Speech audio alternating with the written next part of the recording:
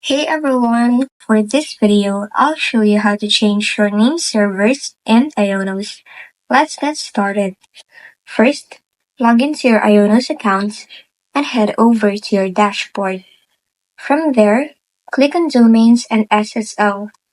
You'll now see a list of your domains. Find the domain where you want to change the name servers and click on the three dots next to it. From the drop-down menu, select Name Server. On the next screen, you can now enter your new name server values. Once you've entered the correct information, scroll down and click Save to apply the changes. And that's it. Your domain will now point to the new name servers. Thanks for watching. If this video helped you, don't forget to like, subscribe, and hit the bell icon for more tutorials.